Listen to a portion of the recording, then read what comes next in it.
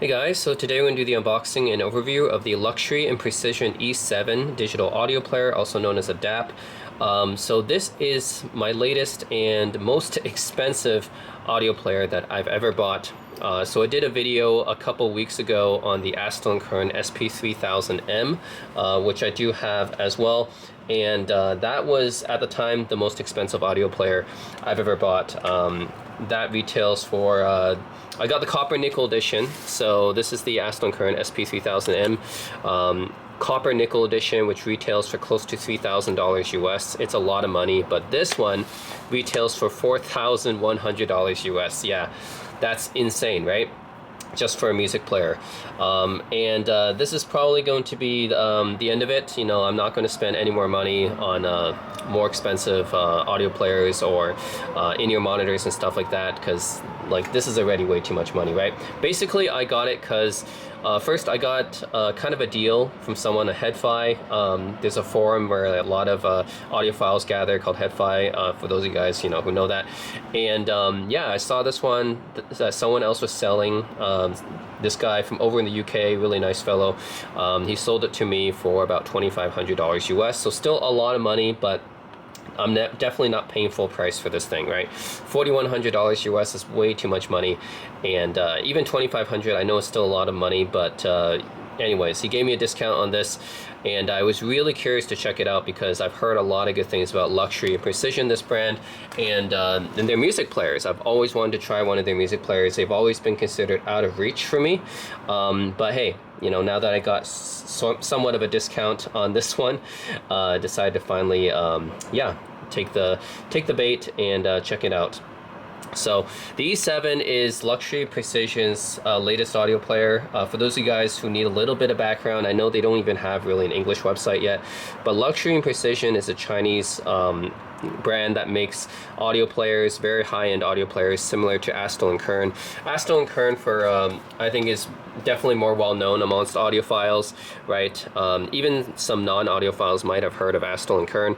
Very high-end Korean company that makes these digital audio players. They've been doing so for over 10 years now, and Astell Kern, actually, when they came out, there wasn't too many very high-end music players, right? People think of iPods, Creative Zens, you know, that kind of thing.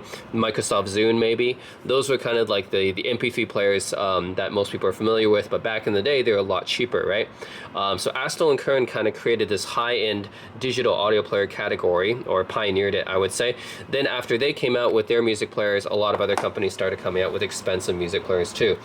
So yeah, Luxury and Precision, I'm not sure when they started, but they're known for making very, very expensive music players, and some of the best sounding music players in the world, from what I've heard from online reviews. The LP6, the P6 Pro, now the latest, the E7. Not necessarily the best sounding though. I think some people still say that the P6 Pro limited edition titanium version or whatever is still better sounding. But anyways, this is definitely their latest. Came out last year, 2024. This is the AK44997 exclusive edition. So there's a little bit of extra stuff added in this one. So as the name implies, AK4497 is the DAC chip that's used in this one. That is Asahi Kasei's last generation flagship DAC chip. That happened before their factory fire, I think in 2020.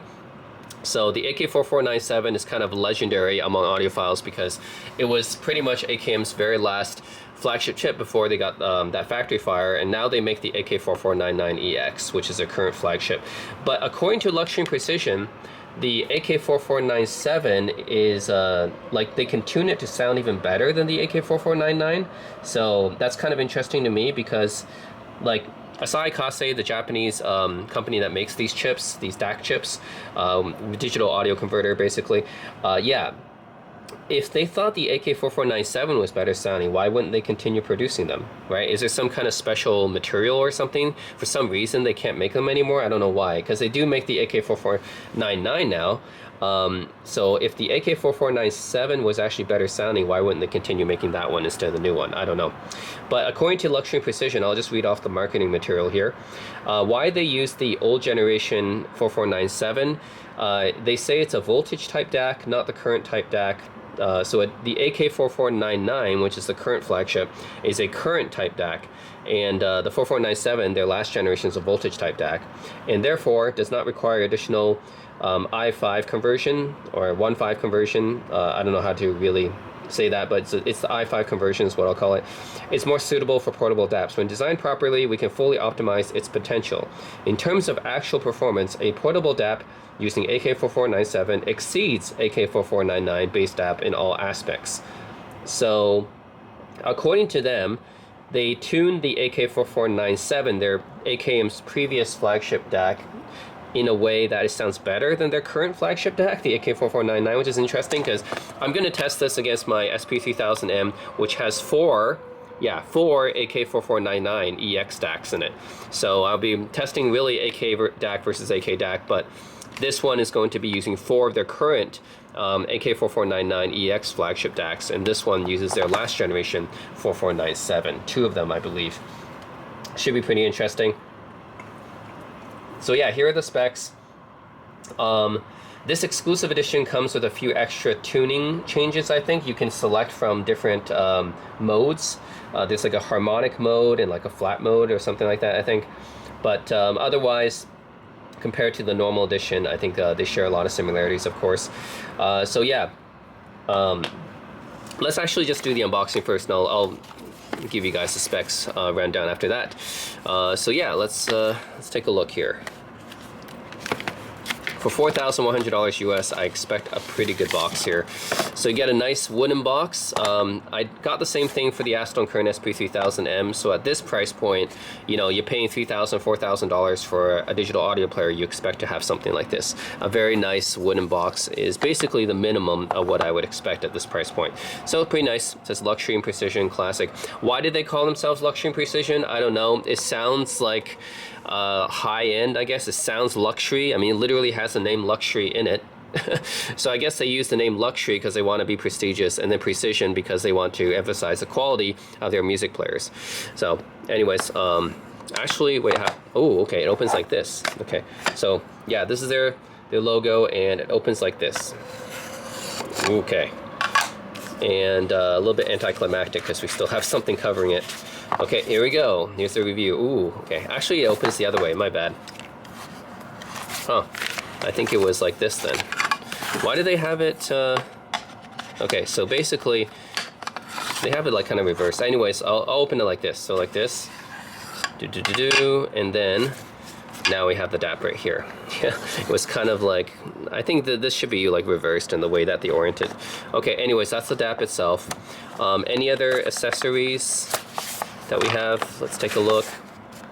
So we have a quick start guide, E7, and yeah, on Chinese, of course, it's being a Chinese company. No English, right? No, we do have an English. Okay, good. Yeah, because they do sell it over here. They do import it, right? So it's not only for Chinese markets. Yeah, firmware update, power, charging. Okay. It's the quick start. Accessories. We get just a, oh, I'm not sure if there was more. There's probably more in here, right? This is the second-hand one, but at least what the guy gave me was just a USB-A to USB-C adapter here. That's all. There should have been more, because I'm judging by the size of that box. Originally, it probably came out with more. There's maybe like a cable in there that probably he forgot to give me. Okay. Well, let's see what else is in here. Okay, you get a nice soft felt pouch here with a USB-A to USB-C cable. Oh, it is specially branded. Okay, yeah, it actually is branded Luxury and Precision. So yeah, not just some generic cable that they threw in here. They actually branded their own USB cables. Okay, no, that's pretty nice. Okay. All right. So I think that was it for the accessories. It's pretty light on the accessories, actually. But then again, it is a DAP, you know. I guess what else would I expect? Okay. Now for the main course, of course, which is the actual DAP itself. So one of the reasons why I was interested in luxury and precision, not just because I heard about their great sound quality and their high end and everything, but also they're reasonably portable. Like the thing about DAPs, digital audio players, is the flagship DAPs that you see nowadays from companies like Shanling, Ibeso, FiO, Kayin, and Astell Kern as well. Yeah, they're generally pretty big and bulky, and that's an issue. Like for me, because it's like if I want to have a portable digital audio player, I want it to be pocketable, right? That's the whole point. That's why they're portable audio players. I want them to be portable. So that's why I was not interested in something like the Low 2 GT2, even though that has great sound quality. I've heard it before. It's just way too bulky. Or the Astell Kern SP4000, or the Ibeso DX340, or the Hibi RS82, the Kayin N8 like the Sony Walkman WM1ZM2 as well. That's a pretty chunky beast too. All these Shanling M8T, like all these other DAPs that companies make, flagship DAPs, yeah, they're just not portable. So they're just, you know, way too bulky for me. I wanted to have a DAP that I can actually carry in my pocket and not be too bulky or not be too heavy, right? And yeah, luxury and precision DAPs in general are fairly portable, I would say. In fact, the E7, even though it looks bigger than my SP3000M, that's because the SP3000M that I have is probably one of the, it is actually the most portable flagship level DAP on the market, and that's why I got it. But I was curious about the E7, right? And it is slightly bigger, of course. As you guys can see, the E7 is definitely bigger than the SP3000M. Not necessarily thicker though, they're both pretty thick. But in terms of the actual footprint, yeah, in terms of the length and the width, yeah, I think the E7 definitely is a little bit bigger than the SP3000M, but it's still portable, right? Still pocketable. It's not like a behemoth like the Ibeso DX340 or the Low 2 GT2, not like one of those. So yeah, I wanted to have something I can actually hold in my hand, put in my pocket, not super bulky like a lot of the other flagship DAPs. So yeah, luxury and precision, they generally make very pocketable DAPs, and in fact I think this is their biggest one. I think their LP6 and their P6 Pro are actually smaller than this. So yeah, let's look at the specs. So I told you guys I'll give you a rundown now, right? After the unboxing. So here it is, 5-inch display here, 1080 by 1920. Of course, compared to my SP3000M, this has only a 4.1-inch display. That's in order to make the size smaller. The DAC chip is 2AK4497, and I've already outlined the reasons why they chose an older generation AKM chip instead of the newer 4499. Should be pretty interesting comparison though. I'm going to compare it with my SP3000M, because this one has 4 of the latest 4499EX chips, whereas this one has 2 of the older generation 4497. But according to Luxury and Precision, they tuned the chips better so that they sound better than the 4499EX. So yeah, we'll see. To test those out. Also, what's interesting is let's take a look at the power output as well. Actually, it's not really that high considering how much you pay for this thing. Like the output power out of the single-ended, I believe, is it's about at 32 ohms, 230 milliwatts, and that's on the exclusive edition. For the non-exclusive edition, for some reason, the power output is less. But I have the exclusive edition here, so yeah, 230 milliwatts of output on the single-ended, which is going to be the 3.5 millimeter jack right here. Then on the 4.4 millimeter balanced, it outputs 560 milliwatts at 32 ohms. Doesn't sound like a lot, right? For a DAP this expensive, you would think that it would output more. But hey, you know, I guess I'll be driving mostly IEMs with this thing in your monitors, so it shouldn't be too much of an issue that is lower power. But again, if you're paying $4,000 for a DAP, you would expect to have more power than that, right? Like if you really want power, you should really go for an Ibeso. Ibeso DAPs generally, and FiO DAPs. Ibeso and FiO DAPs generally have a lot of power, but they're also really, really big and chunky. The M27 and the DX340 are just massive DAPs. So those are the issues with those. But there is the Nepo N2, which is actually fairly portable and has 2 watts of output. So that one's kind of an exception, I guess. Okay, and it uses a proprietary operating system called LPOS. It does not use Android. Neither of these use Android, actually. Astell Kern also have their own operating system, so it should be pretty interesting to compare the operating systems as well. I've heard that the operating system is definitely not the strong point of the Luxury and Precision. It's mainly just going to be for the audio quality, so I'll test out the operating system and yeah, tell you guys what I think of that. But yeah, you know, it's going to take a look at the actual exterior of this DAP here. It's nothing on the left side right here, pretty bare. On the right side, you have, yeah, this is going to next track, previous track, play, pause, and the power button right here. So that's comparable to my Astell Kern on the left side here. That's previous track, next track, play, pause, and the power button's on top. So a little bit different. On top, you have, of course, the 3.5mm jack, as I showed you guys, 4.4mm balanced, and the wheel here for the volume. So the wheel here for the volume, I think exclusive edition has this the gold accents on it. The non-exclusive edition does not. It is pretty easy to hit. I hope it doesn't accidentally hit in my pocket, and it is a little bit on the small side. I think compared to the volume dial on the Astell Kern, so this is one thing about Astell Kern players I've always noticed, is that they pay a lot of attention to the volume dial. That makes it look almost like a watch crown, right? You can see just how watch crown like the volume dial is, and it's very, very clicky. So I've always found the Astell Kern audio players to have a really nice volume dial compared to other players, whereas this one does not have the same level of clickiness, nor does it have the volume, the watch crown type of texture on it. So yeah, definitely prefer the crown on the Astell Kerns. Yeah, this one very nicely machined and done. Yeah, it looks very, very high end, like a high-end watch crown. Yeah, and a very nice clicky sound too. Very nice feedback, tactile feedback when I'm using it. Yeah, whereas for the Luxury and Precision E7, it just feels okay. Yeah, just feels okay. But I still prefer the Astell Kerns. Like, this is just really, really nice and clicky, and the texture and everything just looks and feels really, really premium, right? So that's where Astell Kern does a good job on that. And then at the bottom, you have just a USB-C charging port and a micro SD card slot, and that's it. And that's pretty much the same what you get with the Astell Kern as well. It's not like the KN or the Hy-Bees. Those DAPs have like line outs and everything on the bottom. Yeah, these ones don't. So yeah, what I'm gonna do in this video is I'm gonna power them up, and I'm going to just show you guys the UI differences. I'm going to play with the UI, the LPOS versus the Astell Kern operating system, which is heavily skinned Android, I believe. So I think Astell Kern is running Android underneath. I don't think Luxury and Precision is. I think they're just using some kind of custom Linux OS. So yeah, I'll just play around with the OS a little bit and tell you guys what I think about them.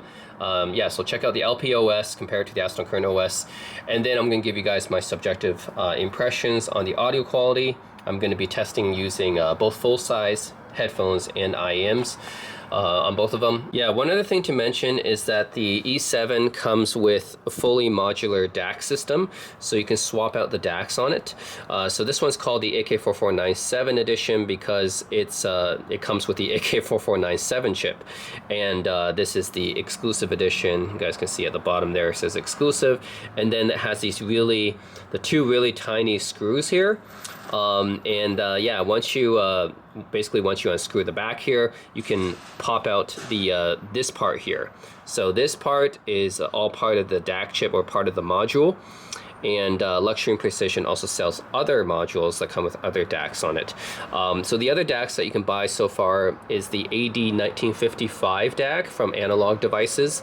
That DAC is really not seen in any other digital audio player, so that's pretty interesting. I've never tried it, but would be pretty interesting as well to try it sometime. And there's also recently released is the PCM 1792A DAC chip from Texas Instruments, also called the Burr Brown 1792A.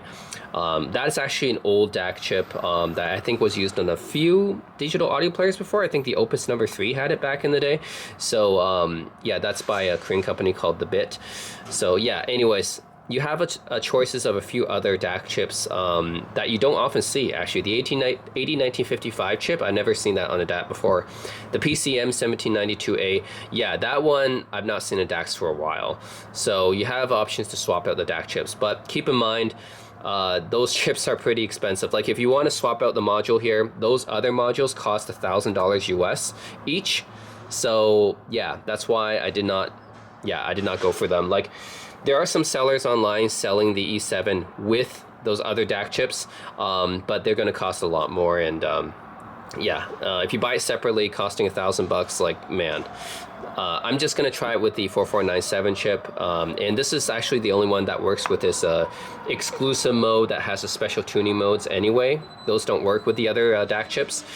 So yeah, I'll try it out with the 4497, so keep that in mind. In this video, when I'm comparing the SP3000M to the E7, it's going to be the E7 with the 4497 chip. So I'm not comparing it with the 1955 or the PCM1792. So keep that in mind, right? This comparison is just going to be done with the AKM chip. So yeah, it is cool that it's modular. I just don't like the fact that they charge you really outrageous prices. And this is something that other DAP makers have done as well. KN has done it with their N6, 2 and 3. iBasso has done it with a few of their DAPs before. They've had the modular system to swap out the DAC chips. It's a good idea, right? If you really want to try out some other sounds, or you're worried about, hey, there's a new DAP coming out with another DAC chip, and you want to upgrade your music player just to have a different type of sound with your DAC, then instead of doing that, you can just swap out the modules. But it's still really, really expensive. So yeah, that's the only thing about the luxury and precision modules. Yeah, they're pretty expensive. You compare that to KN's N6 III modules, like I think those sell for like close to $400 or $500, like half the price. Still expensive, but I think they sell for like half the price of the E7 modules. So if you really want a modular DAC system on a DAP, I think the N6 III is probably the better way to go in terms of value, but they don't have the exclusive luxury and precision type of prestige associated with it, right? I mean, KN's a pretty nice Chinese company making high-end stuff as well, but luxury and precision is like exclusively making this high-end music player stuff, which KN is, they do more than just make high-end music players. So yeah, they make high-end tube amplifiers and stuff like that.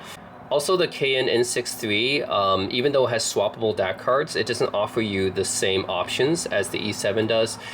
So if you want to get the AD1955 DAC chip or the PCM1792A DAC chip, you have to go with the E7. Because the N6 III, I believe the options are either the Cirrus Logic CS43198, which I've heard before on the iBasso DX260. It's a nice DAC chip, but it's not flagship level or anything.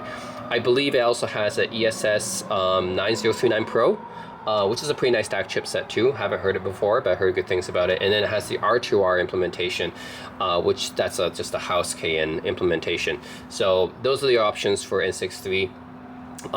Doesn't have exactly the same DAC modules as the E7. So there's another difference there. I know these ones cost more, the E7, because of luxury and precision. Plus you have, I guess, usually you have these, you have DAC chips that you don't normally see on other DAPs. I think that might be why it's costing more.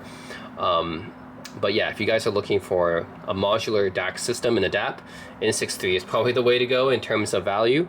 But it's nice, you know, of course, that the E7 has it as well. Just gives you a lot more options if you want to have, if you want to try a different type of sound, right? You change out the DACs, and then yeah, you can try something different out. So it's nice to be able to have that option.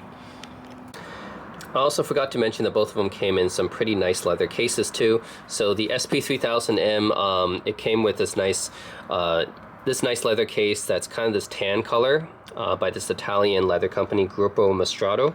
And yeah, it feels pretty nice, and it opens from the side right here. That's how you slide it in. So overall, pretty nice leather case. I wish maybe this was like cut out a bit more for the media playback buttons and stuff. But other than that, overall, I'm pretty satisfied. This is a nice leather case, definitely, and even mirrors the actual texture from the back of the Astell Kern. Whereas the Luxury and Precision, I'm not sure who makes this leather case. It's definitely, they went for a more pebbled, grainy look. As you guys can see from the back here, Luxury and Precision, yeah, just overall, pretty decent leather case too. And this one does actually expose the actual media buttons, which is nice. So yeah, I like both of these leather cases. Definitely the Astell Kern leather case feels smoother in the hand. This one feels a little bit rougher because of the pebbled grain, but yeah, overall both good. And you get, I think you get both of them. If you get the exclusive edition, I think it comes with leather case. I'm not sure about the regular edition, but the exclusive edition, if you buy it, yeah, it comes with that free leather case there. So yeah, they both come with nice leather cases and nice wooden boxes. The Astell Kern SP3000M also came with a nice wooden box too. By the way, a bit of a pet peeve of mine when it comes to these leather cases. Yeah, for the Luxury Precision leather case, I can clearly access the micro SD card, which is nice because when I update some music files, I listen to my music files offline, right? So I just download them or get them from the internet and I load them onto the SD card. It's nice to just, you know, take it out and put it back in here because there's a slot for it. The Astell Kern leather case, it's like where's the hole? Where's the opening for the SD card? I got to take out the entire music player just to access the SD card. You know, that's just a pet peeve of mine, right? The SD card slot is right here, right? It's right here, but then there is no opening for it in the leather case, which means I got to take the player out every time I want to update some music files and put new music on there. That's, you know, just a bit of a pet peeve of mine when it comes to the leather cases, okay? The Astell Kern one, for some reason, there is no slot here for the micro SD, so I have to take out the player every time I want to update the music, whereas I don't have to do that on the LMP leather case. So that's a win, actually, for the LMP leather case.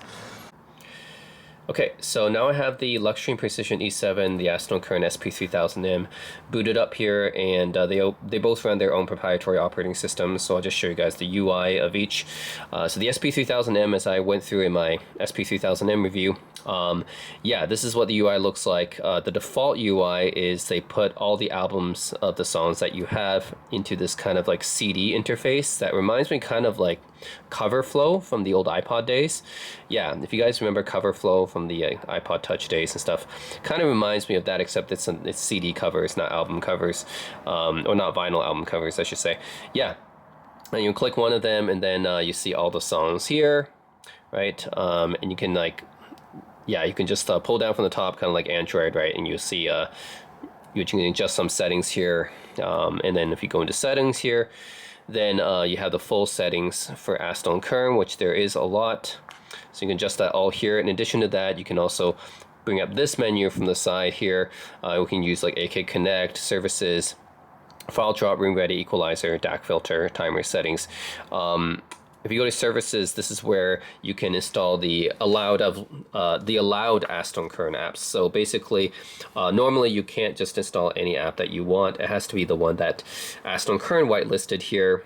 This is their old operating system, by the way. Their newer one with the SP4000 is actually just, it just lets you install any Android app. But for this older operating system from the former flagship, yeah, it's just the ones that they let you install, which is essentially just all the streaming apps. Which is too bad because there is a lot of apps that I would like to install in here that's not on here, right? Like for example, Yamaha Music Cast is not on here, or HEOS for my Marantz and Denon receivers is not on here. But for most of the streaming apps, I would say the popular ones like Tidal and Spotify, Amazon Music, Deezer, etc. It's all on here, so you can definitely install those. And this is the CD flow is the default interface, but if you go into this one, you can go into more traditional music player interface, right? So you can search by album, artist, songs, genre, playlists, folder, or favorites, or just filter by HD audio as well. And the interface is fairly smooth and snappy, I would say. This being the flagship Astell Kern player, they put the best processor in this one. I remember when I used the SE300, that one was definitely a little bit laggy because that one was not using the latest processor. But for the SP3000M, since this is their A&L Ultima line, their flagship line, they put better processors in this one so that it doesn't lag or anything. And when you play a track, it looks like this. Right, you got the album cover and play, pause, everything. Yeah, you can add a playlist, go to album, etc. All the standard stuff that you normally can do for music players. So overall, the Astell Kern operating system, I would say, is okay. It's not like, I still prefer Android, you know, because Android is just very, very open. You can install like pretty much any app that you want on it. You can install any music player that you want on it. But with Astell Kern, yeah, you kind of have to use their music player and their interface here, but at least with the SP3000M, it's snappy. So this is pretty much one of the, yeah, for Astell Kern players, it's probably pretty one of their best implementations. I would say this UI is a lot updated from their previous versions. I would say their previous versions are even worse when it comes to this. So Astell Kern UI, generally speaking, I've never been really a fond of, because their UI has always been, yeah, it's proprietary. It's never been very fast for me, probably because I haven't been using their flagship players, and yeah, I just find them like a little bit annoying to use sometimes. But this one's okay. You know, I don't hate it. I don't love it, but I don't hate it either. So yeah, it's okay. And they have this little VU meter. We can do full screen, and yeah, it looks like, yeah, you can actually switch the VU meters too. Yeah, you can switch between these three. This VU meter, this one, or this one. You can make it full screen if you want. It's just a nice little touch, I guess. If you're so inclined, you can just put that on there. And then this is shortcut to services. And yeah, overall, it's okay. Like I said, I don't love it, and I don't hate the this crimson theme is what they call it for this newer Astell Kern interface. I know for SP4000 they have an even more revised interface, but for the SP3000M it's okay. And you can, if you want to search for songs, by the way, you cannot search for songs on the CD interface. You have to go here, and then you have to search from here. So, right, if I want to search for ESPA, for example, right, I just search from here, and I don't need to press I don't need to press enter or anything like that. It will automatically search as I type it. So yeah, that's basically how it works. Yeah, overall it's okay. Again, I've never been a huge fan of Astell Kern's interface, but as far as their players are concerned, I think this is probably, out of the Astell Kern interfaces I've tried, the SP3000M is at least fairly usable, because at least they put a decent processor in here, and it's not lagging like it is on the SC300. So yeah, it's okay. Now, how about the Luxury and Precision? Okay. So this also uses their own custom OS called LPOS. Now, I don't think this is actually based on Android. Like the SP3000M and Astell Kern interface, I think, is actually based on Android. It's just a very, very heavily skinned and restricted version of Android. But LPOS, I think, is based on Linux, and doesn't really have any Android ties, which means that you can't actually use any of your apps on it. So if you want to stream using Tidal, Spotify, YouTube Music, Amazon Music, like any of the limited services that you saw here, you can't even do that on the Luxury and Precision OS, unfortunately. So, I mean, I know Astell Kern is restricted, but at least you can still use some of this stuff, right? But with Luxury and Precision, you don't have any of that stuff. You just have to listen to your music offline, because it doesn't have streaming. Well, technically it does through Bluetooth, but it doesn't have streaming services, is what I'm talking about. And this is their main interface. You can search by title, album, artist, folder, playlist, and that's pretty much it. Definitely not as many as Astell Kern, and doesn't have that smooth CD interface either, which I wouldn't say I like it, but it's at least kind of slick, right? Just to have that nice kind of CD interface here. At least it's kind of slick here, but no, Luxury and Precision does not have that. And if you look at basically the interface here, you can definitely tell it's more laggy. Yeah, like just test the scrolling between these two, right? See how much faster the SP3000 is? Just scrolling through all my songs.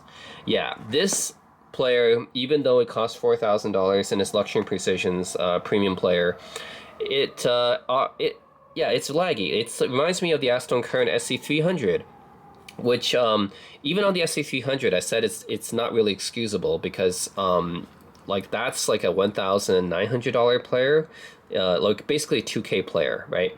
And the interface was like this. It was pretty laggy on the SC300, but at least on their flagship they fixed it, right? At least on their flagship SP3000 they put a better processor and the interface is smooth.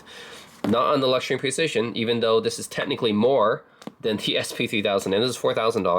SP3000M is $3,000. Like, this is more expensive, and it has the performance of the SC300, a $2,000 player. Or actually, if you want to just go by that, like, that's not even a very high bar, right? Even SC300 shouldn't be this laggy. So yeah, this player, $4,000, and it lags like the SC300. It's more expensive than the SP3000M. The SP3000M is $3,000. This is $4,000, and it still lags like this. Like, that's inexcusable in my opinion. Like, geez, what are they doing? You're paying that much money for this player? Put a better processor in it. Come on, right? Like, even my Hy-B RS6, this is a $1,000 player, is a lot faster, right, than this. And this is like coming on 4 years old now, I would say. This is a 4-year-old player, which, by the way, is the same size as well. Always very similar size. The Hy-B RS6. Forgot to talk about that. Yeah, Hy-B RS6 roughly around the same dimensions and same thickness, but it runs full-blown Android, right? Like, the RS6 is a lot. Yeah, this is a lot more performant than the $4,000 luxury and precision E7, which is kind of crazy.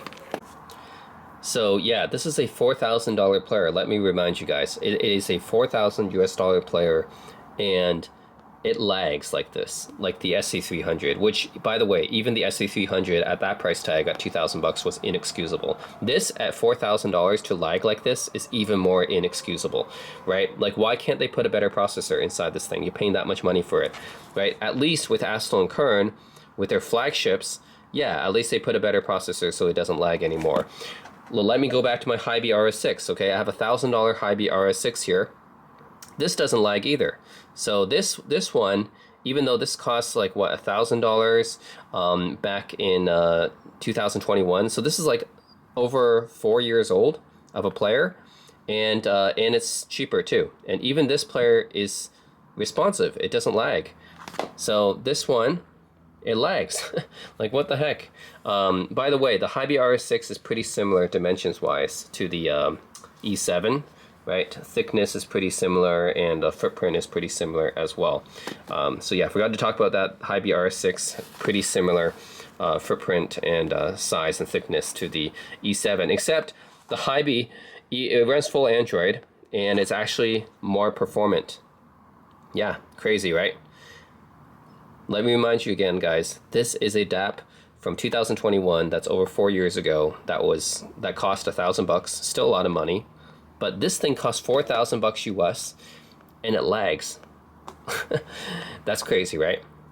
Well, that's not everything. Let's take a look at what else it can do, right? We can search for something, right? Let's say I want to search for Aspa. Oh, right. Okay, so it's in Chinese. Yeah, I gotta switch it to English, British English. Okay, sure. I don't even know how to change the keyboard settings. Okay, let's search for that. Okay, so here's some songs come up. You can take a look. Yeah, play a song here. Okay, so this is a song that's playing, and this is the LP player. And let me compare this, right? If you compare these two players, what can you do with the LP player? Well, this one, you can obviously see the album cover, but you can add to playlist, delete. You can delete it right from the device like this. Okay, save playing list. You can change the EQ here. So this is normal EQ. You can change it here to rock, pop, classical, I'm guessing, bass, well, that's a bass boost, I'm guessing, jazz, C1, which is your custom equalizer, C2, C3, these are all custom EQ settings. So those are the different things you can do. Of course, you can use the media buttons here to play, pause it, or go to next track. Go back to the playlist here, which is the album playlist, and that's pretty much it. I guess you can see, yeah, some more details about the album here. So yeah, definitely everything is just a little bit slower compared to the SP3000M, because this just has a slower processor in it. So I can see the size, the album channels, format, bits, kilohertz, right? Can I see the lyrics? Well, I can see a VU meter. Okay, so that's kind of similar to the SP3000M. I'm going to see something like that. Oh, I can see DSD, PCM. Okay, so I can see the kind of bit rate and everything of this thing in the kind of a VU meter interface, which is cool, I guess. Yeah, this one's a VU meter, but it's like a little bit separate. If I want to see lyrics, I can actually just swipe that and, whoops. Yeah, I can double click it and I can see the lyrics here if there is any lyrics. I don't think I can do that with the LP. Also the settings here, right? I can adjust the shuffle, the repeat, favorite. I don't think I can do that with the LP player. So there's definitely some functionality missing from the LP player here. And yeah, let's see if I want to play, search for John Mayer here. Search for John Mayer. Okay. Yep. So yeah, you'll kind of filter them by album, artist. Oh, okay. Again, this interface, artist, title here. Okay, and go here. Let's go by this one. Oh no, this is not John Mayer. I thought I had more albums than that. Oh, here. I'm gonna go here. Yeah, there's some albums. I guess I don't have the album cover. I thought I did have the album covers for this. Okay, this is the default album cover when you don't have an album cover. Just says Luxury and Precision on it. Okay.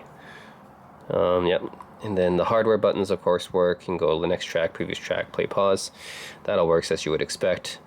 Yeah, it's kind of weird that every time you search, it says album, artist, title, 0 songs. But that's just how many of these that it, like how many, like, well, from these categories that it gets filtered by, right?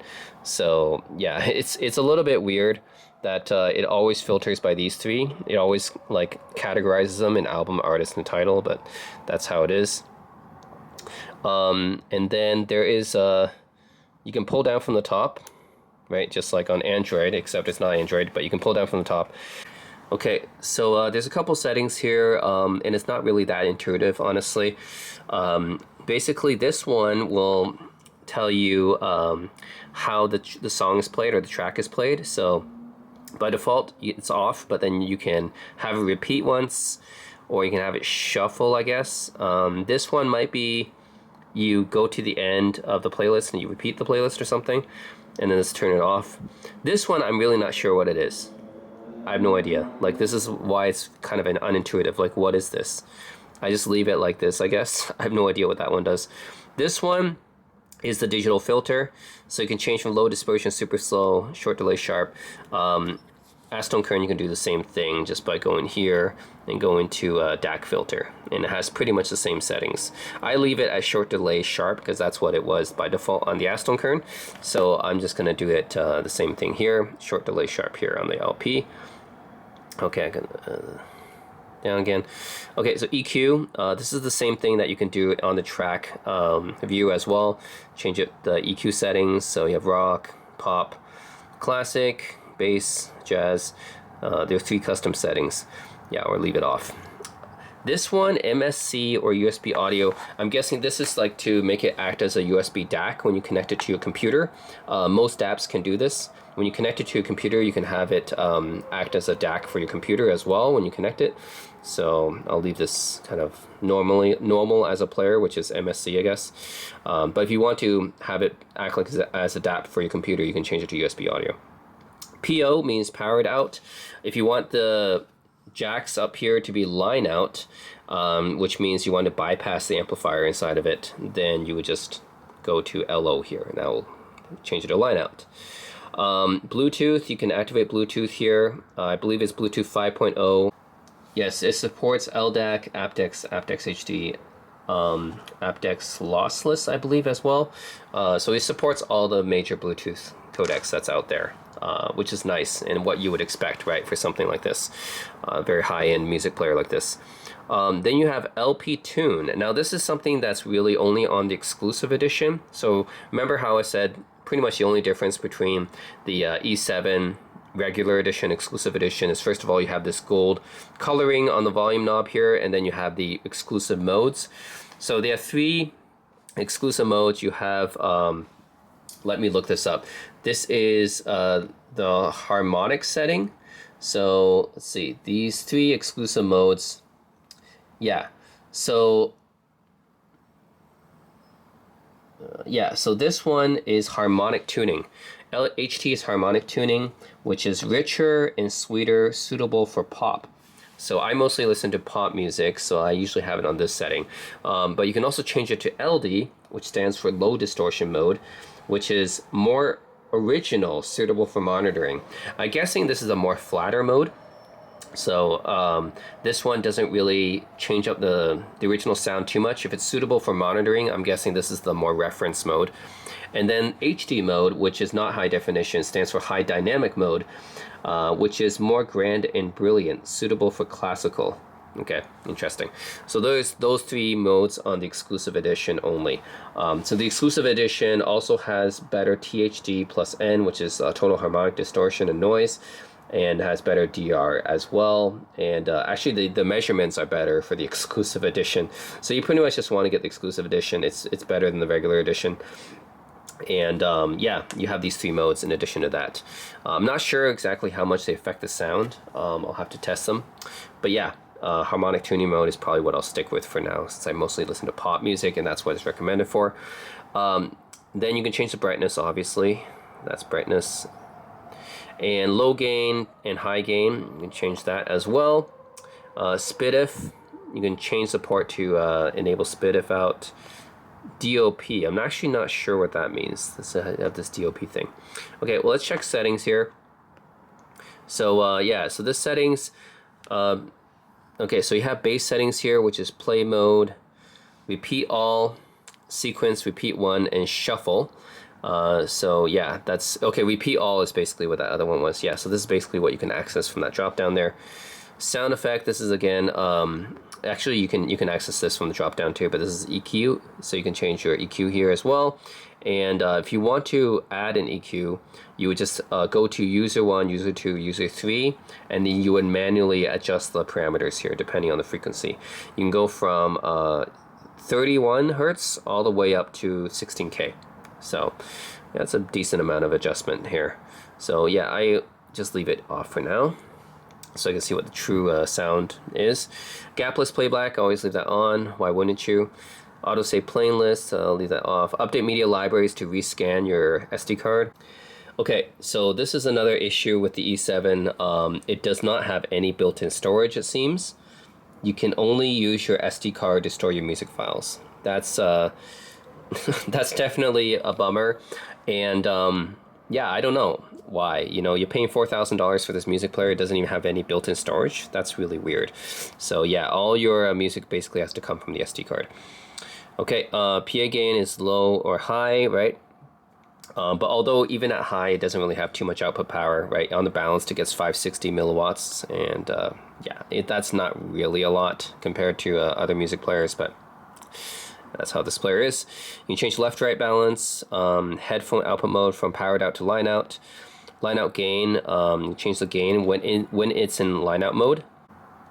This is something that you can do with my Astell Kern as well, by the way. So it's not like an exclusive feature or anything. Digital filter, you can change that as well, of course. Output phase, okay.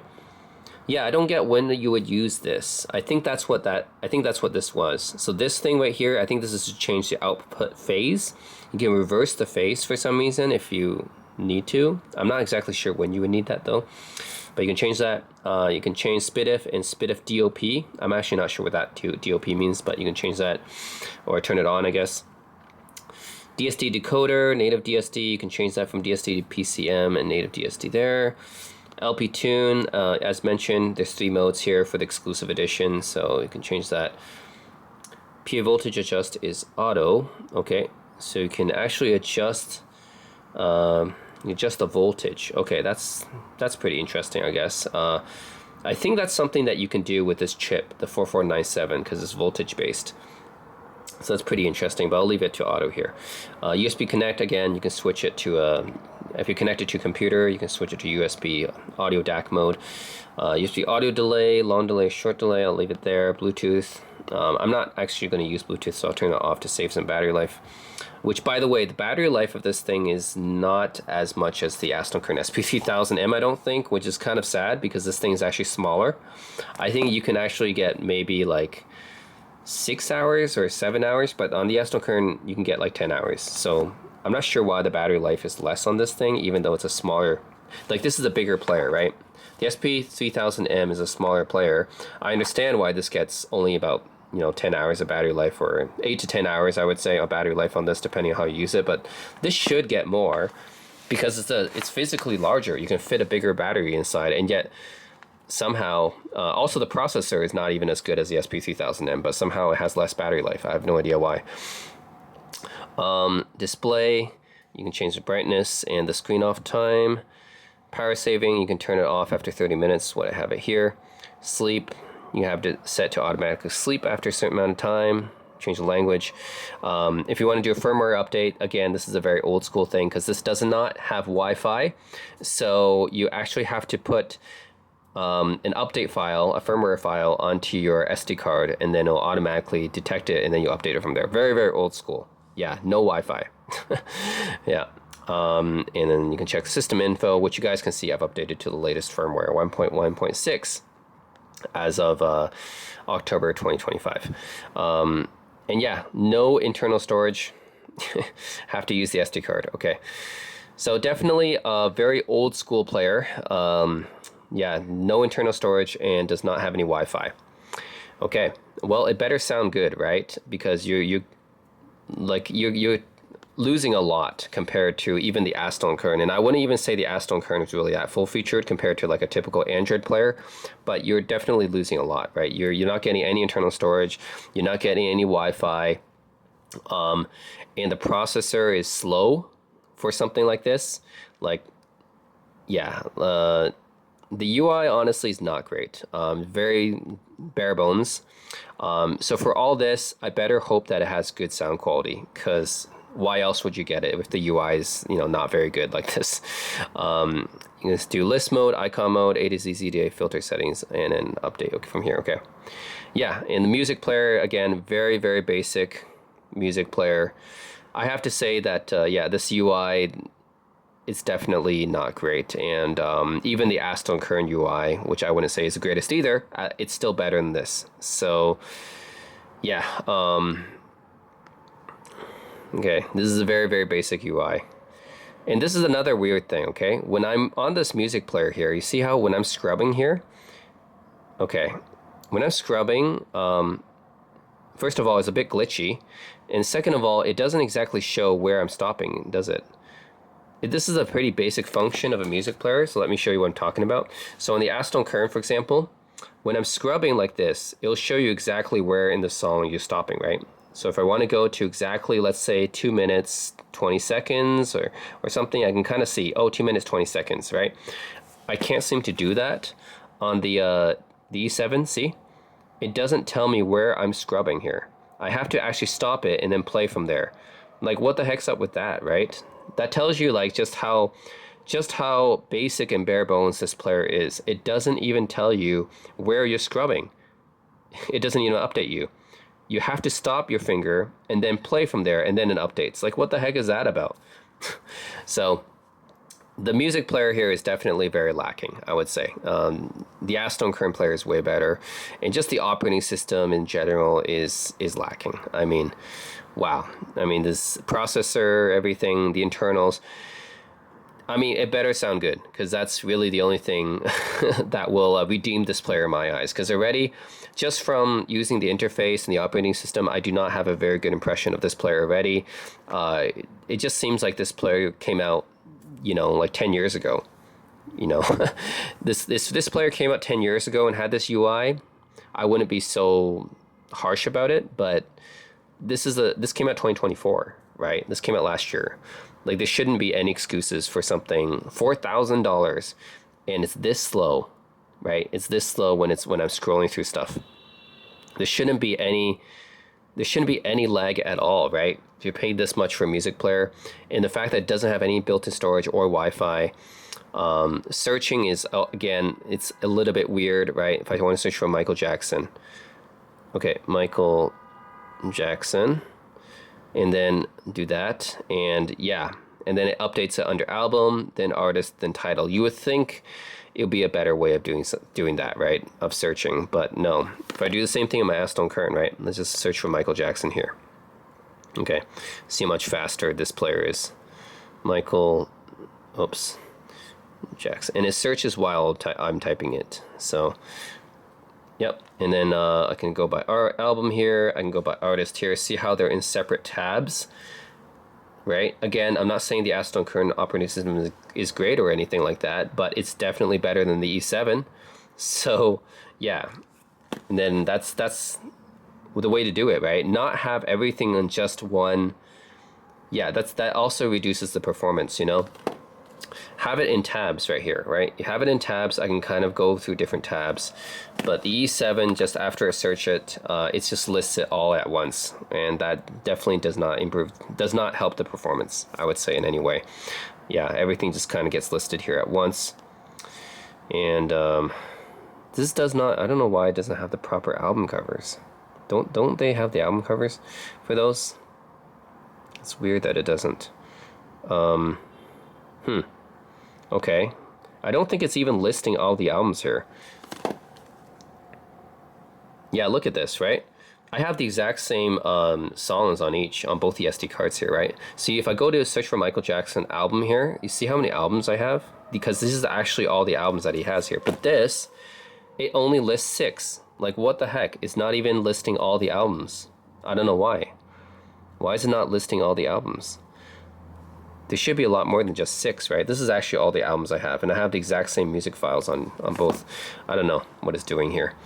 And it's not even loading the album covers well either. Okay, and let's try this again.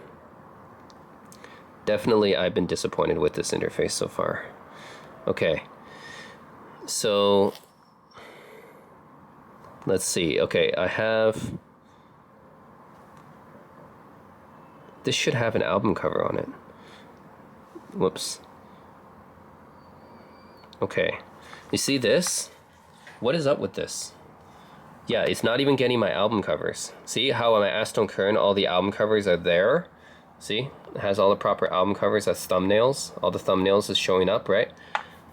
This one, no. Look, I go to greatest hits, right? That's this album here, greatest hits. This album, what the heck's going on? My greatest hits has this on it, right? Or let's go to Thriller. Obviously an iconic album cover right there, right? That's Thriller, right?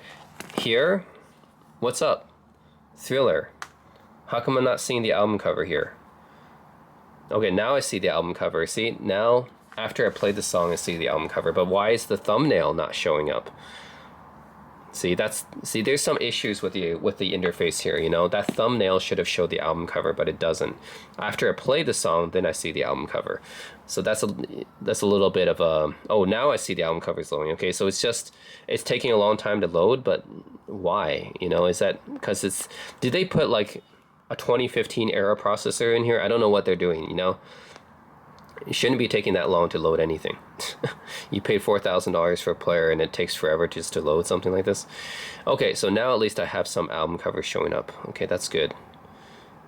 Okay, but again, that doesn't detract from the fact that this interface is still shitty. So yeah, that's all I gotta say. It's still a pretty shitty interface in my opinion. Let me just search for it again. Will it show up? We just saw the album covers. We just saw the album covers, didn't we?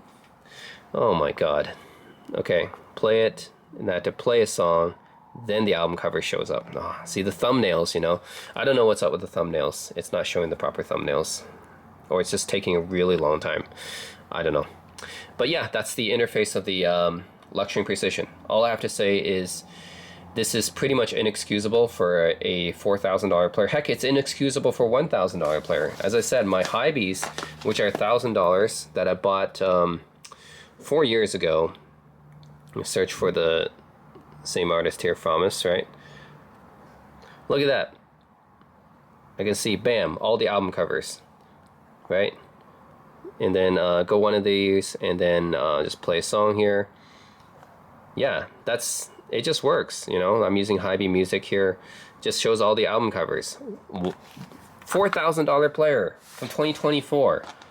It gets killed in interface by this Hybee to RS6, which is a $1,000 player from 2021. You know, it just shouldn't happen, right? Like, you're paying that much money. Look, I'll search for the same artist again, right? Promise. Is it still not going to load the album covers? Okay, first I gotta go to artist. And first of all, what the heck is this? No albums? But they do have albums, right? I click in here, they have 4 albums. So, and they're not showing the covers, see? what the heck, the thumbnail's not loading, and you don't see them here either, and you got to play it in order for them to show. Like, this is pretty much inexcusable, right? Especially considering the fact that you're not even allowed to install other music players. You have to use the one that they give you here, which is not great. They give you a really shitty music player and a really shitty operating system, honestly. I don't like LPOS. Yeah, to me, this is not a great interface, and especially for a $4,000 player, it's honestly not really excusable. Like, for the performance that this player has, like, it lags like this. Yeah, I don't know. And the fact that it has some of these quirks, like with the scrubbing and everything, yeah. Oh, I gotta play it, and then yeah, this is not great. So definitely a bit disappointed with the interface for sure. For a $4,000 player, and they advertise using their own operating system built on Linux, which should be faster because it's Linux, but nope. It's definitely a very bare bones music player and a very bare bones operating system that lags. So yeah, not great so far. In addition to that, the battery life is not that great either. So I've been hearing reports of people getting 5, 6, 7 hours of battery life out of this thing. So I get more battery life out of the SP3000M, which is a smaller player with a faster processor. It doesn't make any sense, right? This one, slower processor, and you have more space for a bigger battery, and yet it has less battery life. You're not even using, like, this one has 4 AK4499EX chips inside of it. This is using 2 AK4497. So the DAC chips, you got 4 of the newest flagship chips, and this is 2 of the older flagship chips. Why is this one battery life is less? Doesn't make any sense, right? So yeah, definitely having, to my eyes, just from using the interface, I don't have a good impression of it. So the sound quality better impressed me, you know. Otherwise, yeah, you got to be putting up with all this this interface for a reason, right? And I'm sure, like, there are people out there that love their Luxury and Precisions. So I've heard a lot of issues with Luxury and Precision operating system. So I'm sure these people are putting up with it because of the stellar sound quality, right? So we'll have to see about that. So next up, I'm going to check out the actual sound quality and tell you guys what I think. But it better be good to make up for this crappy operating system and crappy music player and interface. Alright guys, so now I'm going to be giving you guys my sound impressions. I'm going to be listening to the same tracks on both the Luxury Precision E7 and the Astell Kern SP3000M, and then give you guys my observations and tell you guys what I think of the sound quality. Okay, so I'm going to be using 2 things to test. One is going to be my Nostalgia Audio Tesseract IEMs. These are $3,700 US IEMs. Yes, very expensive. I also have another $800 cable with it, an IEM cable, the Vortex Nadia cable. So yeah, very expensive cable. Well, decently expensive cable, I should say, and kind of flagship level IEM to test it. And for my full-size headphones, I'll use my go-to Dan Clark Nora X's. Very good. These are pretty much my go-to full-size headphones now. So yeah, be listening to same songs on each, and just kind of do some A/B testing. Okay, so here goes. First, I'll be using my SP3000M copper nickel version. Okay, let's use the IEMs here.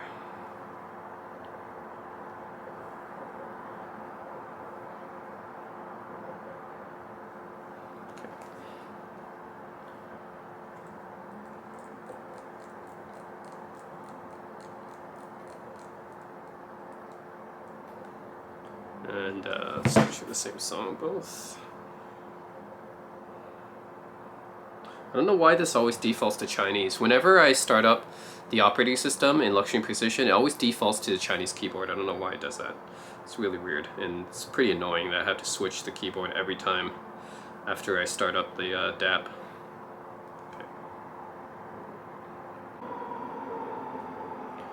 And by the way guys, I'll be using again EQ off, and I'll be using the harmonic tuning mode for these listens, okay? Just telling you guys what I'm doing for the E7 here. Okay.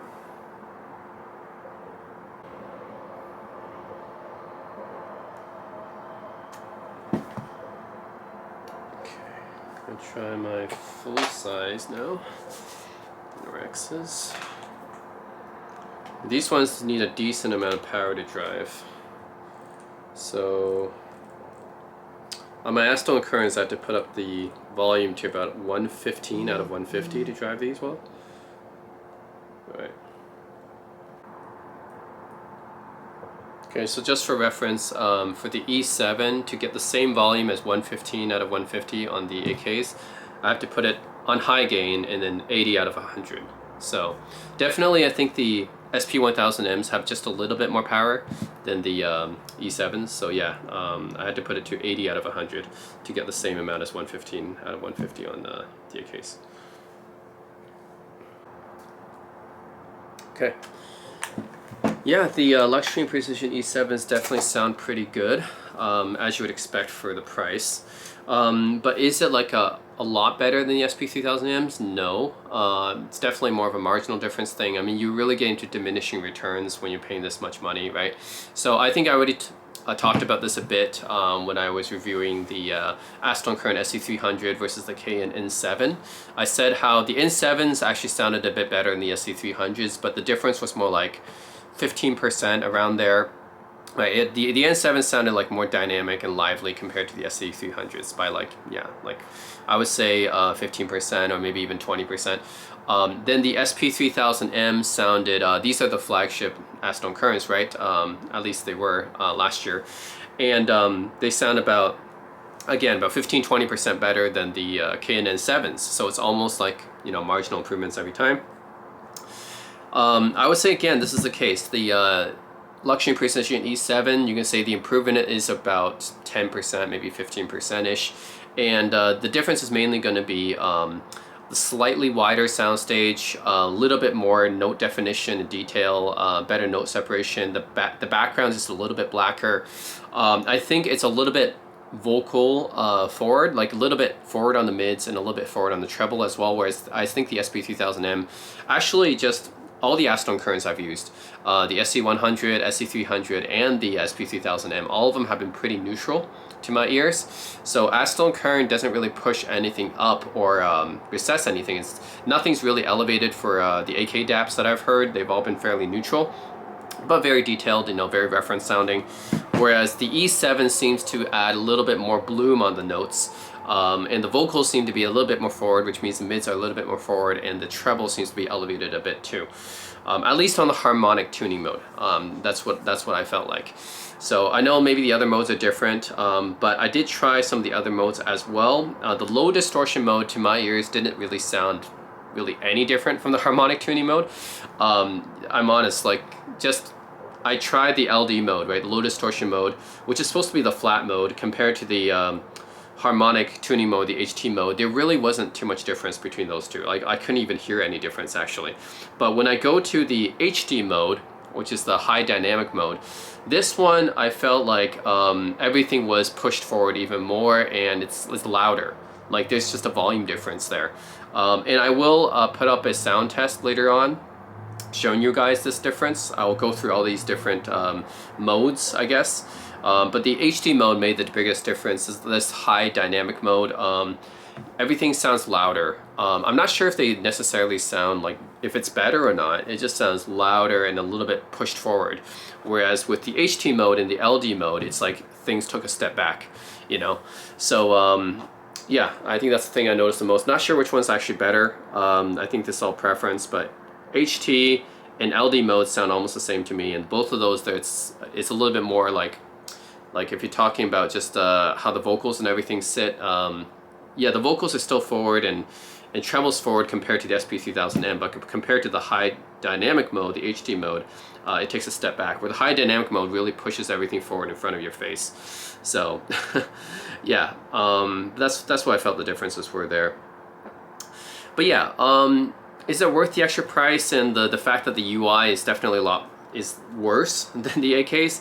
I don't know. Like, you're paying, this retails for $4,100 US. This retails for about what, $2,900, $3,000 US. So you're paying like at least $1,000 more for this one, and the sound quality difference to me is honestly not worth it, because first, like I said, it's a marginal difference in sound quality. Like, yes, the E7 does sound like the soundstage is a bit wider, the notes bloom just a little bit more and have a little bit more detail, and there's like a little bit better note definition and separation. But it's like you have to really A/B test them to even see that, hear that difference, right? Normally you wouldn't even hear that kind of difference, and even side by side, it's definitely a marginal thing. But the problem with the E7 is not just the price, but the operating system. Like, yeah, there's a, you have to deal with the fact that it's just slower. It lags, and I'm not sure why. There's no excuse for it really, because if you're paying $4,000 for a DAP, you should put a better processor in here. And it's running Linux, and the music player and everything is just basic. It's a bare bones music player and a bare bones operating system. How could it be slow, right? But it's slow, and it's slow to load music. Every time, I haven't talked about this yet, but every time you put in your SD card, you got to rescan it. It's not going to find the new files automatically. Whereas with the AK it will, and then with music players like the Hy-Vees, you can just have it scan incrementally. This one, no. Every time you add a new music file, you have to rescan the entire SD card, which takes like 20-30 minutes, you know? I have like 15,000 songs on here, so that takes a long time. The thumbnails take a while to load. The music player is so bare bones, and a lot is missing from it. In fact, yeah, I can't even like see where I'm scrubbing to unless I stop it there. So a lot of issues with the music player. The battery life, for some reason, is less than the SP3000M. Even though this is a bigger device, it should have more room for battery. And it also runs a slower processor, but somehow has less battery life than this one. I don't know how. Yeah, doesn't have Wi-Fi. So if you're going to stream, there's no apps and stuff to stream from. Yeah, so you can't do over-the-air updates because there's no Wi-Fi, and then you can't use Spotify or Tidal or anything because there's no apps to install into this thing. It's completely closed operating system, and no internal storage either. So you're really losing out a lot on the Luxury and Precision E7. Like, they made this pretty bare bones. Like, I think they focused first and foremost on the sound quality above all else. So if you just care about sound quality and getting the best DAP, like that for sound quality, if you just care about that, you don't care about anything else, the E7 is a good pick. There's also the other Luxury and Precision devices like the R2R DAC and the P6 Pro I heard is pretty good as well. And there's also the Low 2 G22, which I've heard before, and that sounds really great too. So there's a lot of other great players for sound quality, but if you're saying, hey, I want to just get a DAP with a lot of sound quality, I don't mind paying a lot of money, I don't care about the operating system, I just want to have the best sound, then sure, go for the E7. And you want to have your sound modular too, which means you can swap out the DAC card on here. They sell the Burr Brown PCM 1792A, they sell the 801955. You want to have the option to swap out DAC cards to get different sounds. Yeah, this is the one that you should get if you only care about sound quality and modularization. This is the best DAP on the market for that. But if you care about anything else, then this doesn't have it. You know, it definitely does not have the best operating system, and it's missing a lot of features, I would say. So I don't know. I'm mixed on this device. It's honestly a little bit disappointing for me because first of all, everyone was talking about Luxury and Precision, like all the audiophiles and yeah, HeadFi people were talking about like oh, Luxury and Precision, you know, they got the best sound quality, it sounds amazing, right? A lot of the reputation comes from the P6 Pro and the LP6 Pro, and yeah, so I had high hopes for the E7, the 4497 DAC inside of here, which is the last remaining batch of 4497 before the AKM fire. Yeah, I had a lot of expectations, but honestly, it's like, yes, it is better, you know, than the SP3000M in some ways, and I could hear that difference, but it's not a night and day difference, and it's marginal. But the bigger thing is, like, if you care about the other stuff, like not just the sound quality, if you care about like having an operating system that's, you know, actually usable, then this doesn't really, for me, this operating system is not really usable. There's just so many quirks and stuff with it.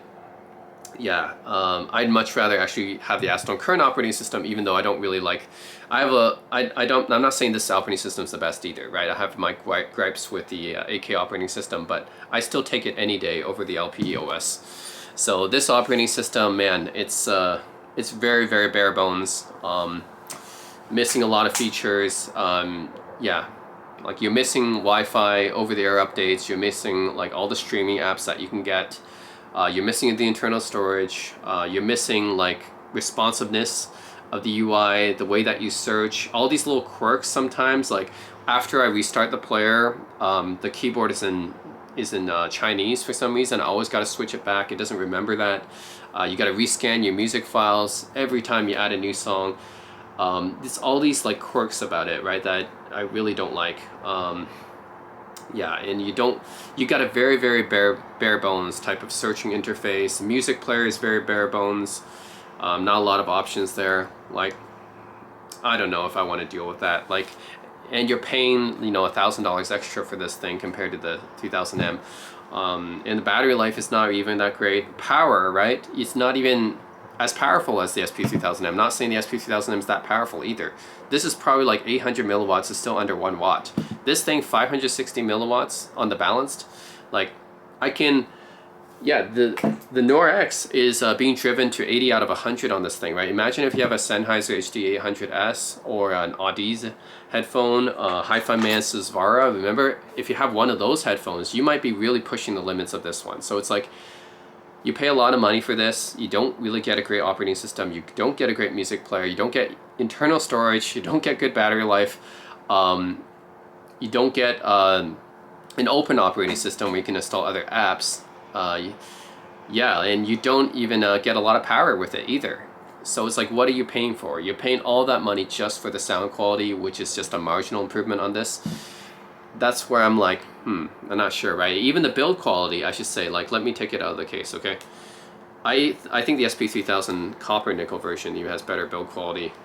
And by the way, even though this player is bigger, yeah, so this is like aluminum, right? It's aluminum finish and everything. Yeah, it's pretty nice, it's decent, right? Built fairly well, but the SP3000M is just on another level here, the copper nickel version at least.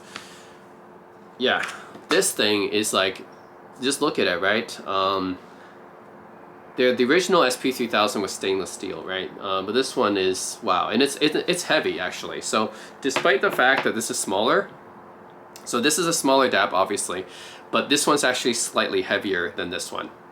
So keep that in mind too. This one is lighter, so yes, it is more portable in some ways, but it also feels a little bit less premium.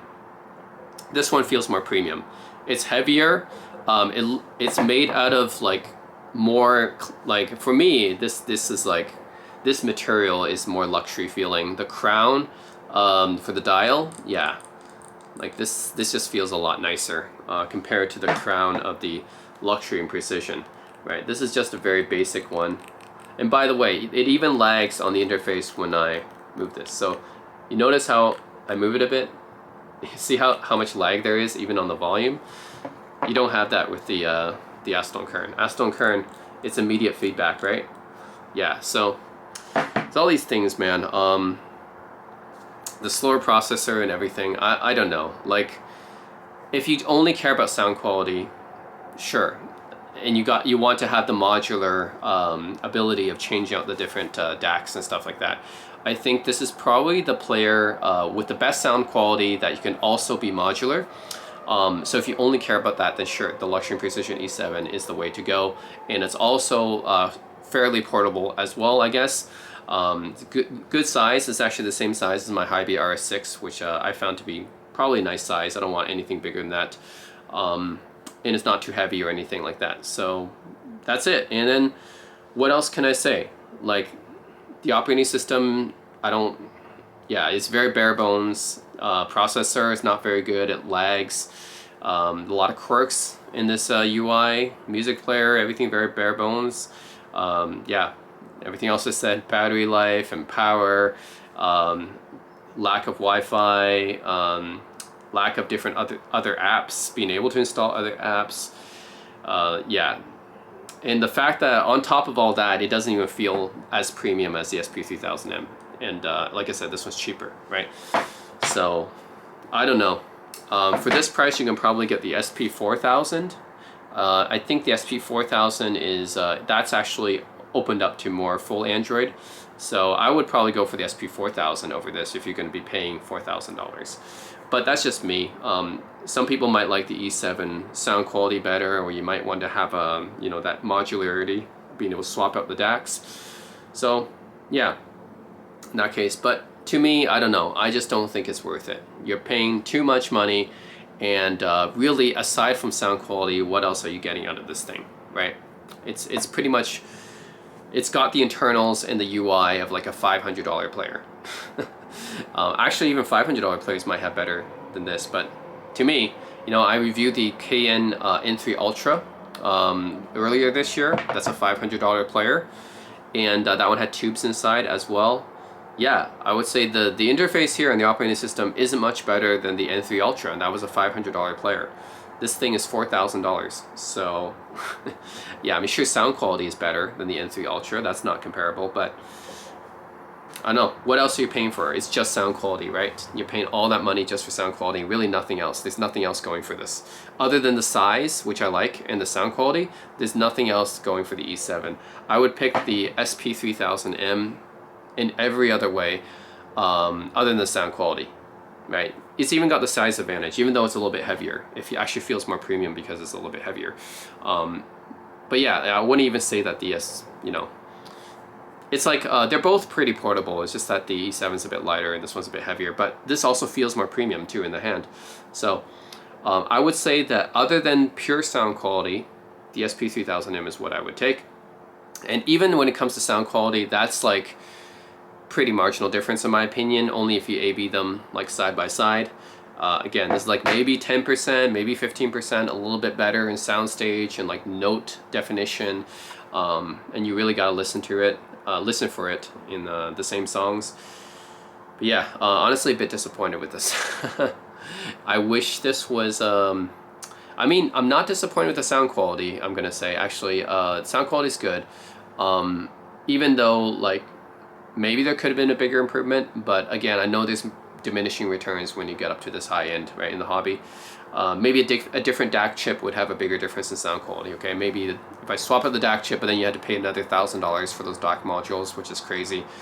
Yeah, if you buy other DAC modules, which cost like $1,000 each, then sure, maybe the sound quality could be different or better than the SP3000M, but yeah, honestly, other than the sound, yeah, I wouldn't take it. Look, it's like, I've used this for maybe an hour so far. Yeah, maybe an hour total I've used this so far, and it's already 40% down. So the battery life is just, I don't know, like, I don't understand how you can make a player that's based on Linux and have it be this slow in processing, and it doesn't load the album covers or anything, and it runs on Linux. And like, what is taking up the battery life of this thing? You have, like, it's large enough to fit a good battery, right? And why is it so slow? Like, it's running Linux, right? It's a bare bones operating system. There's some things I don't understand about this player. Like, I don't understand. Like, what kind of processor did they put into this thing where it's still slow, even though you have something bare bones, and just running Linux? Like, what did Luxury and Precision? How much did they cheap out on the processor for this, right? And the RAM. Like, you gotta. They don't give you how much RAM it has, or the processor, by the way, which is a little bit shady in my opinion. They don't tell you what processor's in this or the RAM, but it's not good enough. I'm gonna tell you that it's not good enough. So yeah, I don't understand. Like, how is it so slow? How is the battery life so bad? I don't understand. I'm paying $4,000 for a player like this. This is not acceptable, you know? So yeah, other than sound quality, I think sound quality, I admit, this is pretty good, but in every other way, this is just kind of a disappointment. Everything from the click wheel, which is honestly not even good feeling enough. I was expecting something like, give me some ridges, you know? Even all the other players I've used, the Hy-Bees, look, yeah, let's take my $1,000 Hy-Bees, okay? You can see like the little texture here on the dial, right? You see that texture? Okay. This, a $4,000 player, you can't even give me textures on the dial. Like, there's no textures here. Like, what is up with that, right? It's just smooth, and there's no textures here. So, like, this is like a cheapo dial. I don't understand. You're paying This is the most expensive, actually, I think this is the most expensive piece of audio equipment I've ever bought. That includes my receiver, my amplifiers, my speakers, any of the full-size headphones, any of the IEMs. Out of all the musical equipment and audio equipment that I bought, this is the single most expensive thing, like $4,000 US. The single most expensive piece of audio equipment I ever bought, right? And it's just, other than the pure sound quality, everything else is just a disappointment about this thing. Everything from the cheapo feeling of the dial, and the player itself is just this basic aluminum like player, which, you know, honestly a $500 player could, like the Hy-Bees, right? Get a $500 Hy-Bee, it'll feel like this. Doesn't even feel that premium. And the operating system, and the fact that it lacks internal storage, has a slow processor, lack of Wi-Fi, like all these things, it's like the single most expensive piece of audio equipment I got, and this is all you give me, you know? That's what I'm disappointed by.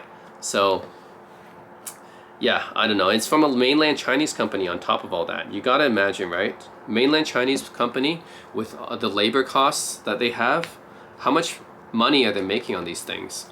You know, like for 4,000 bucks from a mainland Chinese product made in China, and you don't even give me like a decent processor on here with like a decent amount of RAM. You don't give me any kind of texture on the dial.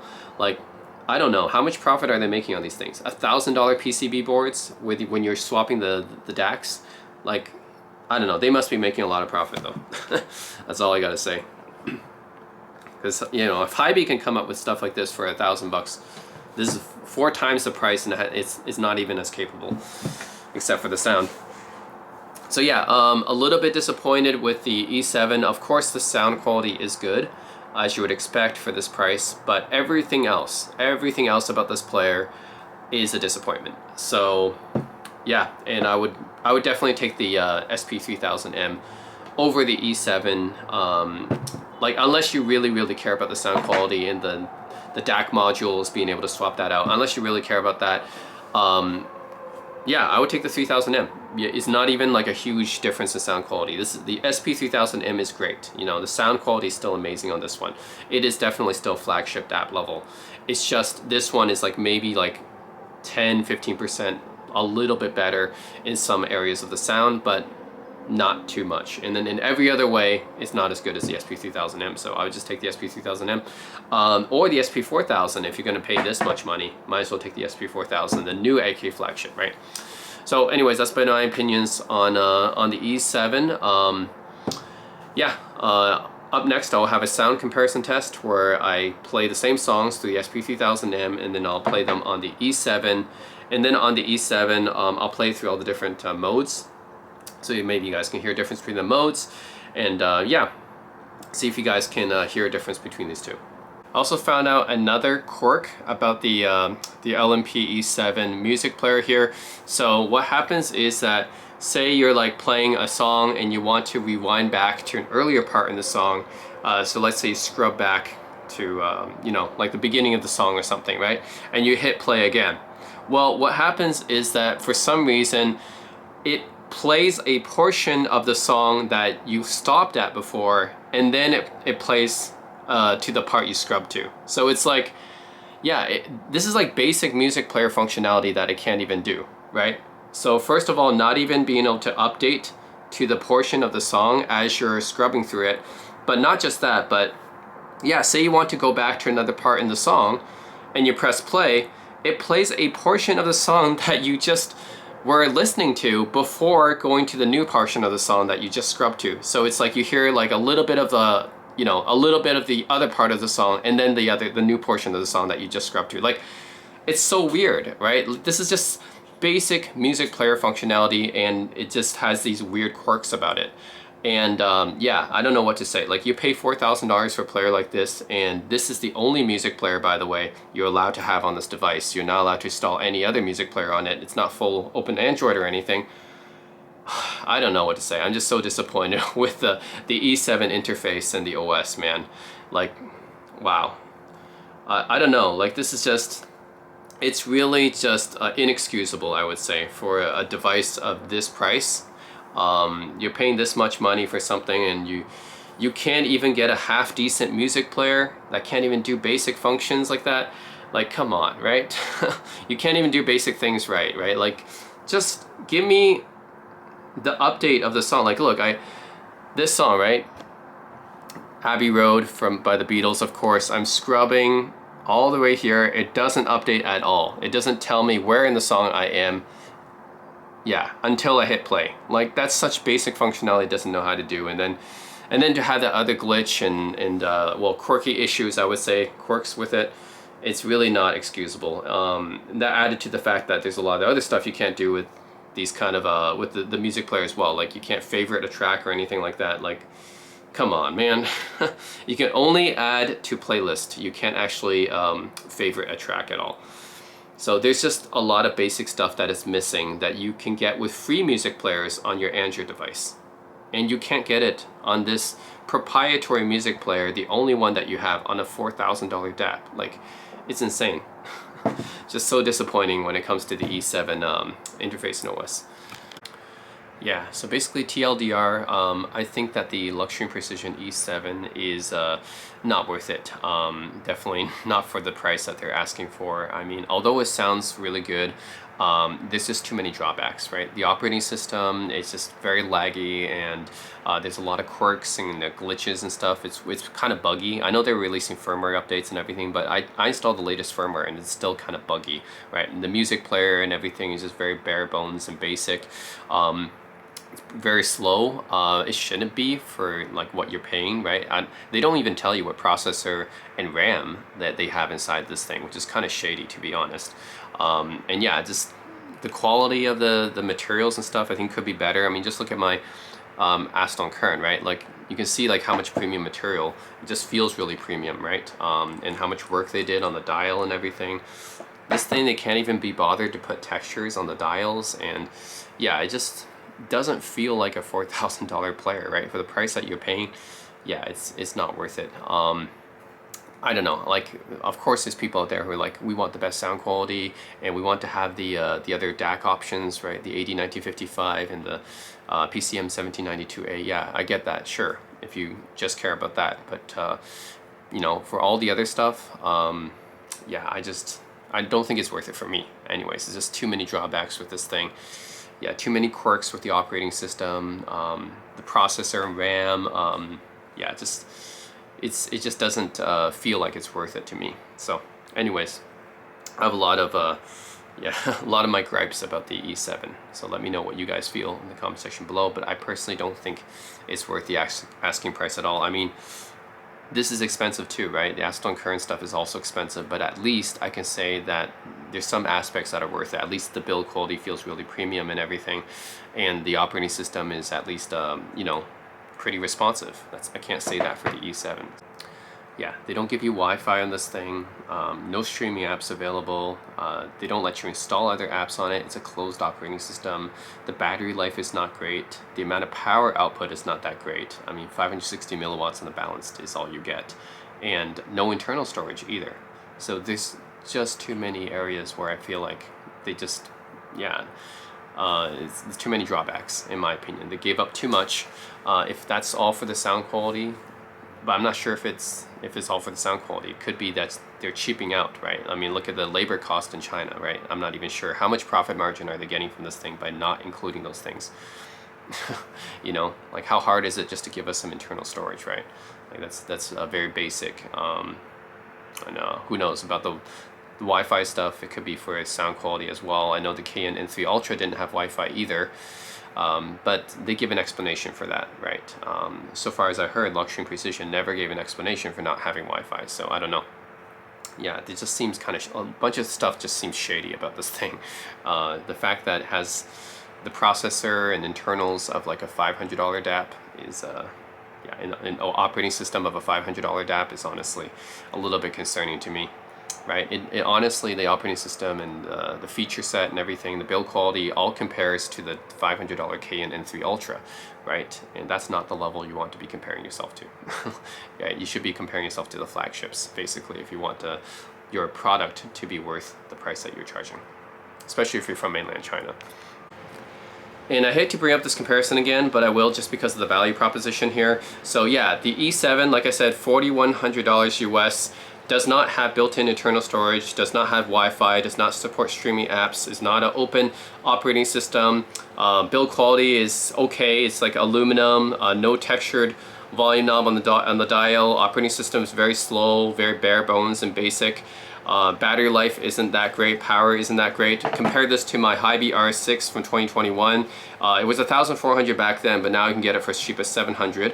R2R DAC, I know it's maybe not quite as good as the E7 in terms of sound quality, of course, but just for everything else, right? The operating system is full Android, lets you install whatever apps that you want, never experience any hiccups or anything with it. Lets you install your own apps and everything.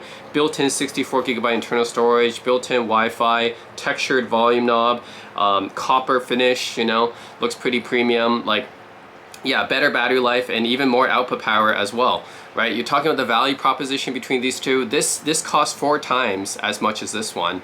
And what is the value proposition you're getting out of this one? Is just better sound and then swappable DACs. That's really about it. For everything else, the RS6 is actually better, and this costs 4 times less, you know? So just talking about the value proposition. I know people are like, you can't compare because LMP, you know, it's much better sound quality.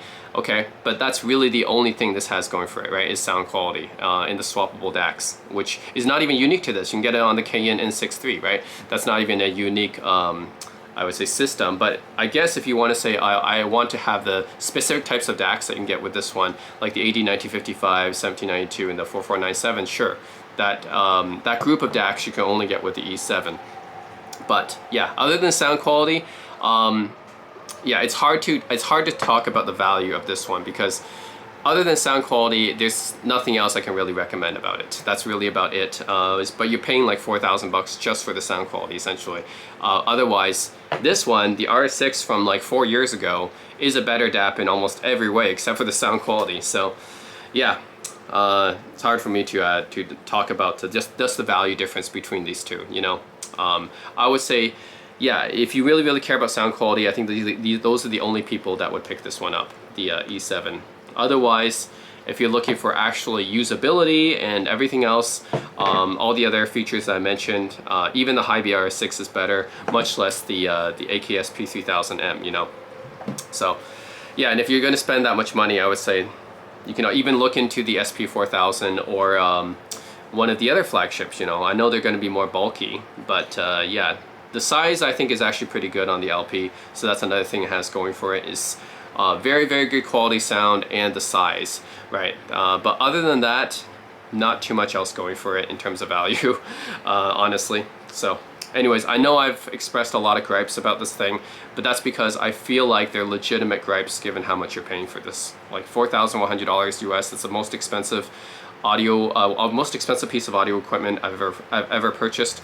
So yeah, it's just something to consider. You know, I have to be kind of harsh on it because I am paying a lot of money for this thing, and I feel like yes, it does deliver on the sound quality, but other than that, it's just a disappointment in almost every way. Like, yeah, size and sound quality are the only good things I can say about this thing.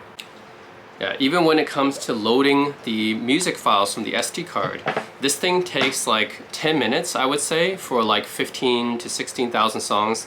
That's how much I have loaded onto here. I have the same micro SD card loaded onto the E7. It takes like 30 minutes, I swear. This is like 3 times longer to load the same number of songs as the Hy-Vee RS6. So yeah, I don't know what kind of processor they put into this thing because they don't even tell you the RAM and processor, but Jesus, you know, I don't know, just feel pretty disappointed overall with the performance of this thing, given the price.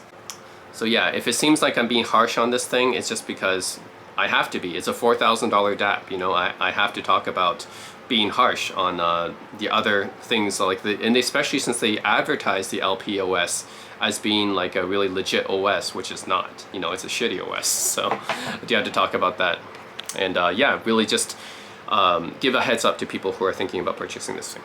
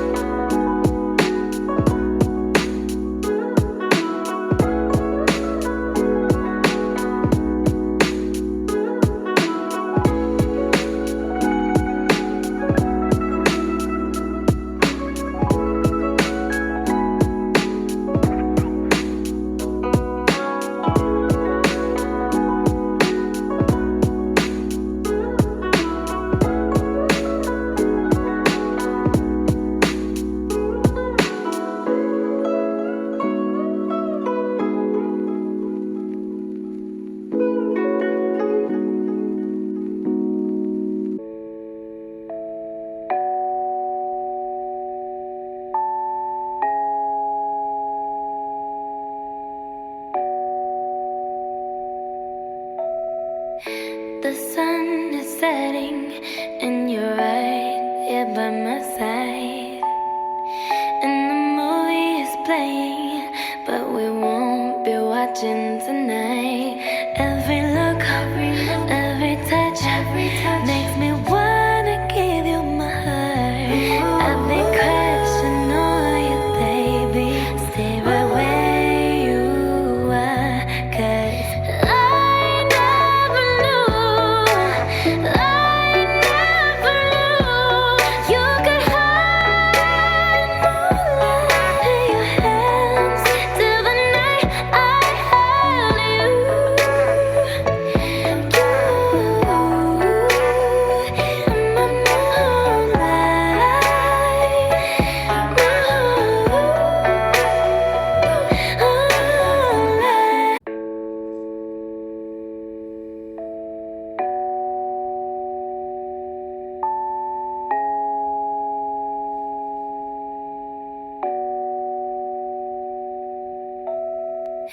The sun is setting, and you're right here by my side.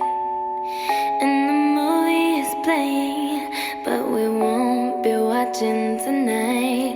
Every look, every touch makes me wanna give you my heart. I've been crushing on you, baby. Stay right where you are, 'cause I never knew you could hide moonlight in your hands till the night I held you.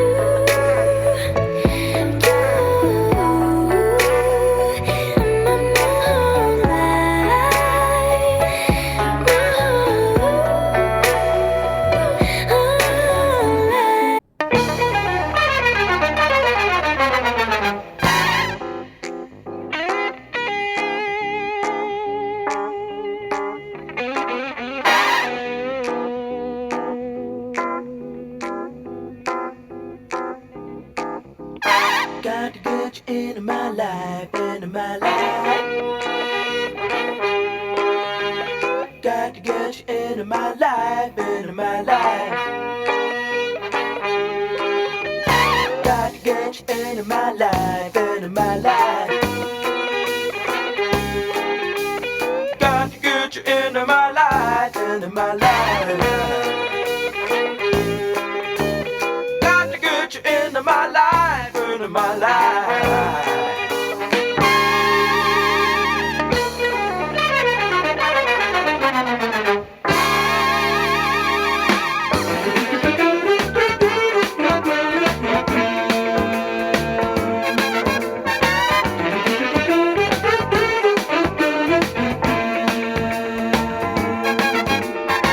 I was alone, I took a ride, didn't know what I would find there.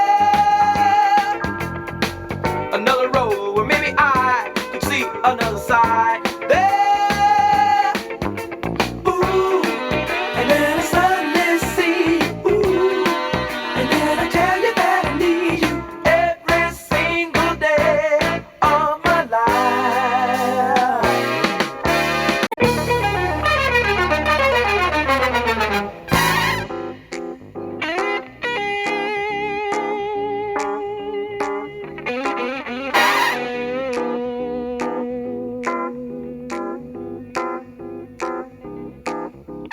Got to get you into my life, into my life. Got to get you into my life, into my life. Got to get you into my life, into my life. Got to get you into my life, into my life. Got to get you into my life, into my life.